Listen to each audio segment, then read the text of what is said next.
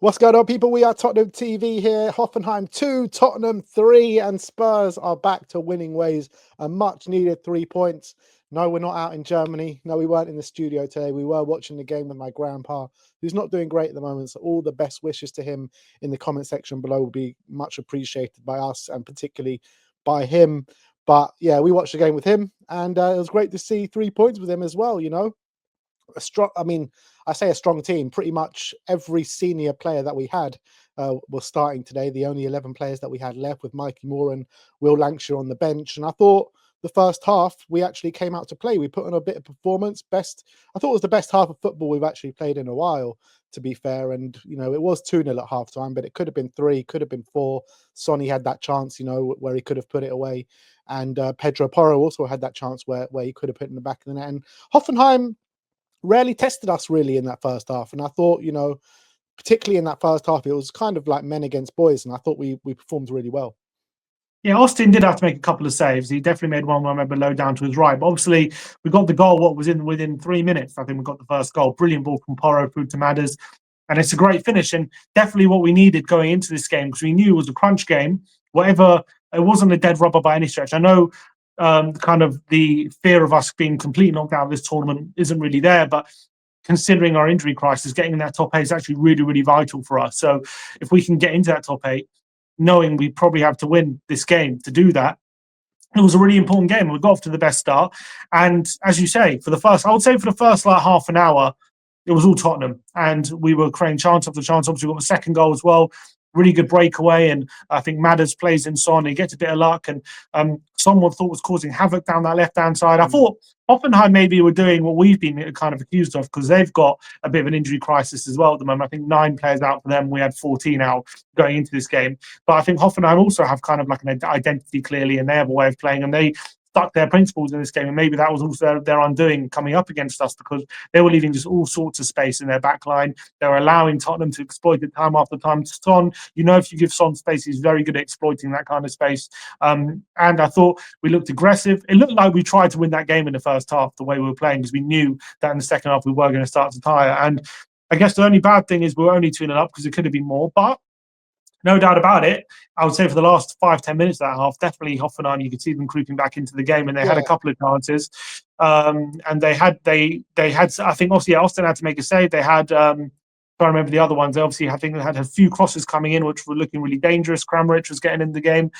So going to half time, obviously, it was very positive. We had a 2 goal lead, but you got the sense that one goal, and also all of a sudden that momentum could switch. Yeah, absolutely. And I always thought that, I was saying to you there when we were watching it, like, we need to kill this game off in the first half, because you kind of expected and you knew what was going to happen, where Hoffenheim would probably grow in influence and Spurs would tire massively. And that's exactly what happened. None of the players that were good in the first half really, like Maddison, I thought really was pulling the strings in the first half, and he didn't really turn out for the second half. I thought we just looked really slow, really lethargic. We couldn't play out the back. Hoffenheim were pressing us really well, and we just couldn't seem to work a way around it, to be honest. And it gets back to 3-1 and a 2-1, and everyone's going, oh god, what is going to happen It was only here? going one way at that point, wasn't Yeah, it? exactly. You just kind of, everyone felt, me and you felt watching it, and along with grandpa saying, which way, this is going to happen, this is going to happen. I said to you as well, this has got 2-2 written all over it.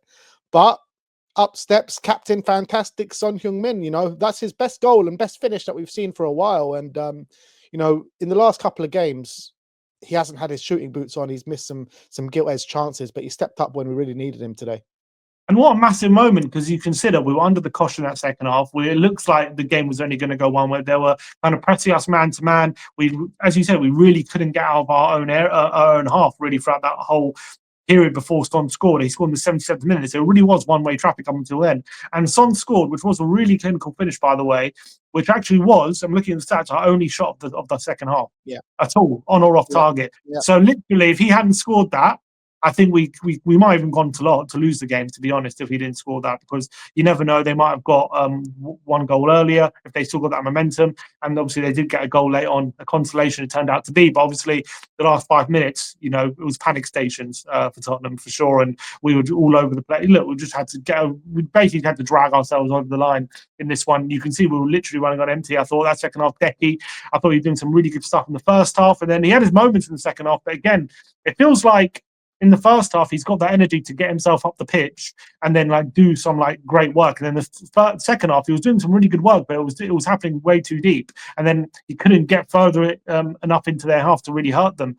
And basically, I agree. I thought the game, I wouldn't say turned, but definitely Mikey Moore, when he came on, he just gave us a little bit extra impetus we needed, that little bit of energy in their half to really make use of any moments we were having. And I thought it was a really bright cameo again from Mikey Moore. Obviously, he got his assist, and he came from one of the very few moments actually in that second half we were able to win the ball high up in the middle of the park, and that was Bentancur who did it. Plays the ball quickly to Mikey into Son, and as you say, clinical finish, bottom left corner, and that's obviously a finish we've been accustomed to seeing with Sonny. But as you say, this season we haven't seen it anywhere near enough. He's been in that exact position a few times in recent weeks, and he's kind of dragged his shot, or kind of hasn't gone where it should be going, which is right into that corner. But on this occasion, very big moment, and it's a clutch moment really in the game, because that obviously won us the game for sure. Yeah. I know on paper it's a goal that takes from 2-1 to 3-1. You can say, is it a meaningful goal? But if you look at the context of the game, it was a very, very meaningful moment. And we definitely don't win that game if he doesn't score that. It's a goal that killed the game, and that's what we were calling for pretty much ever since we scored that second goal. A third goal is going to kill this game, and that goal, it did kill the game at that moment in time, but they did get a goal. And then for 10 minutes they killed it, and then they got a goal. It was out of nothing really, that goal, but squeaky bum time towards the end. But I think from the minute the second half started till Son scored, like, we were really under the cosh, and then that kind of alleviated the fears and alleviated the pressure a little bit. So you got to say a massive big up to Son Heung-min, because I've been saying it, this guy has been running to the ground at the moment. He's playing so many minutes, and he came out clutch for us today. So you got to give him a lot of credit. Captain's moment, and a Son Heung-min moment, which, again, like we've been accustomed to so many times over the years. I do want to say though, like, a lot of the narrative is going to be like Spurs played well in the first half and we tried to chuck it away in the second half, but I feel like the players gave everything that they could on the pitch today. I really feel like that, because we've talked about Pedro Porro, we've talked about Kulusevski, we've talked about Son, we've talked about how much they're being run into the ground and how they're running on empty at the moment, and how they're giving as much as they can. And I think you clearly saw that even in the second half when Hoffenheim were putting on us. You could just see the players were just giving everything that they could. They really could. Ben Davis was a warrior at the back when Hoffenheim were putting it on us. Bentancur put in a really good display as well. Really good to see him back in the side. And I thought first half, I think he actually started the move for both the goals that we did score. So there were some really good performances on the pitch, but I want to give a lot of credit to the players today, because these same players need to play more or less week in, week out, no rest. Only teenagers on the bench today. We didn't have many options, and they gave everything they could, and we got the 3 points, and that was the main thing today. Yeah, and it's easier said than done in terms of, I know we were playing a team against who are struggling with their own problems there in the relegation battle in the Bundesliga, and they've also got a lot of injuries, but so do we, and we're absolutely running on empty at the moment. We're playing the same players every week, and as much as they're obviously got their own problems, they're still a Bundesliga, a top Bundesliga team who play at a very high level, and it's an away European game. We've seen us probably play easier teams in other situations and struggle. Like, going away in Europe is never easy. So to get a result, drag yourself to a result like that, you saw at the end of the game, I think it was Gray, Bergval, and a few others just absolutely dropped to their knees and were just absolutely gone after that game. Like, they'd put so much into it, and they really fought for that result. And I thought they deserved it in the end. I know Hoffenheim will probably feel a bit aggrieved that they didn't get back in the game in the second half, but at the end of the day, I thought for the back line, they defended as best they could. I thought Austin had a good game as well. Unlucky with that penalty moment. Obviously, wasn't given anyway, so it doesn't really matter. But I thought it was a disgrace that penalty was given in the first place. But I thought you look at that backline again; it's just been cobbled together. We're just trying to hold things together, and they just about got the job done and got over the line against away at Hoffenheim. And I expected it to be a difficult game. It was a very difficult game, but we ended up having the quality to win it, and we ended up getting over the line. So I agree. Massive credit to the team, and obviously. Andrew had to make some big decisions. Mikey Moore didn't start. He started Richarlison. He gave him 55 instead of maybe starting Lancashire, and it just about paid off for him. I think keep it. A lot of people would have said if you're going to start someone, take him off on the hour or take him off at half time. He kept him on and waited for that moment, and it paid dividends because he got the moment, and that was all. And I think he took him off immediately after that, didn't he? So I think that showed he was kind of waiting just for that moment, just to take him off. He wanted that buffer. So, but you know what though, like, but Sim, you know what, like with last week, the game against Everton and this game, like two very taxing games, right? I dread to think like what kind of side are going to turn out against Leicester. Like we're going to tire so early in that Leicester game. It's going to be such a big ask to get these players to play at like the levels we did in the opening 45 on the weekend.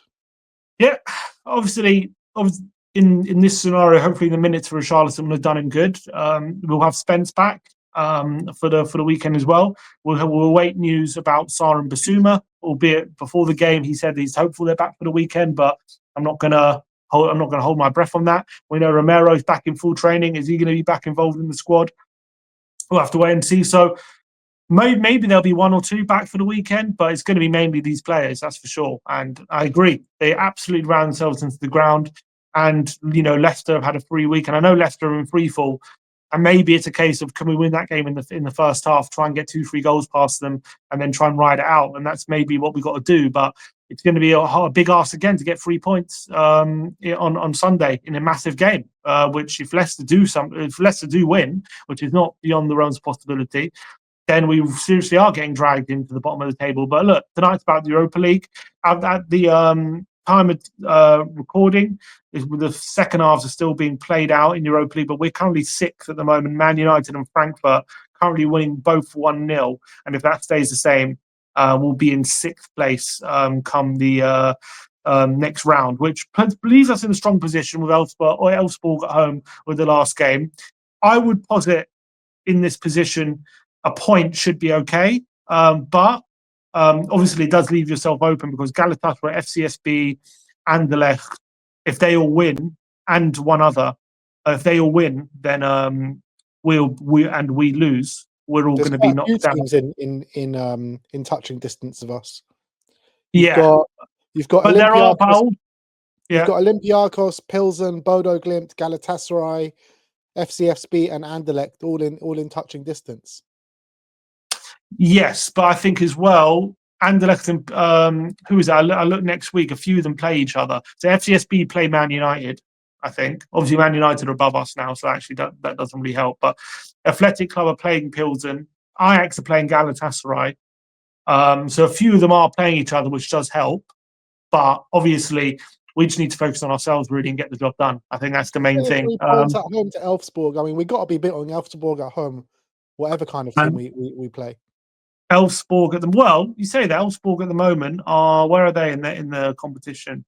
19th. Sorry, 19th. 19th. So they're not out of it, and so they've clearly been picking up some points. They've won 3 games out of their 7, so they're clearly capable of getting points. Yeah, we got to beat them. There's no excuses. Of course, we have to win the game. I'm just trying to think. So Galatasaray are playing Ajax. Anderlecht are playing. Who are Anderlecht playing? Anderlecht Hoffenheim, and FCSB are playing Man United. So, yeah, I think if Frankfurt and Man United can drop points from this position, I think a point should be enough. If they both win, yeah, but Sim, this is. I think we're going to have to win. You know, if we draw that game against Elfsborg, the footballing gods are going to conspire against us. They'll do anything in their power to get us outside that top 8. Yeah, for sure. You're probably right about that. So, but at least we're there. We're there at the moment, and we're in that top 8. We're in 6th position, and that's the main thing.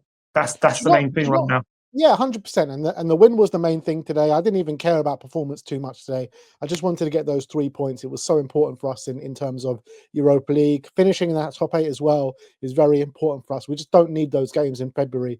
We need to Mm. bypass that and look past to March for the next Europa League games. But do you not think, like with Brandon Austin's last 2 performances today, I thought he was very good, and against Newcastle, I thought he put in a good performance. Like, he just keeps making a mockery of these decisions Ange made to play Fraser Forster in the Europa League and leave Spence at home. Definitely, and that's obviously something we complained about at the time. And then after that, Vicario got injured and Forster was playing in these Europa League games and playing very well, and he kept us in a few of them. To be honest, like Rangers and Roma, he had 2 very good performances, and you're thinking, okay, maybe in hindsight that was the wrong decision. But now Forster's gotten injured, Austin's come in and done really well. So now you're thinking, in double hindsight, were we right in the first place to want Spence in the team? So yeah, I think in hindsight, he'll probably be thinking that was a mistake, because Austin's clearly come in and done fine. He was fine today. He was fine against Newcastle. Obviously, at the time, he's thinking Forster's the one who's experienced at this level. He's the one who I'm going to want to trust if Vicario does get injured. And if Vicario does obviously pick up an injury like he did, and Austin comes in and he's not up to it, which is the fear, because he's never played at this kind of level before, let alone he's never played at Premier League level, let alone Europa League and all these things, then we could be really screwed. But Austin, I know he's proved him wrong. I guess you could say he has proved him wrong, because he didn't want to give him a chance, and he's come in and done really well. And he's now, I think, was Forster on the bench today. I don't think so. Oh yeah, he was actually. He was.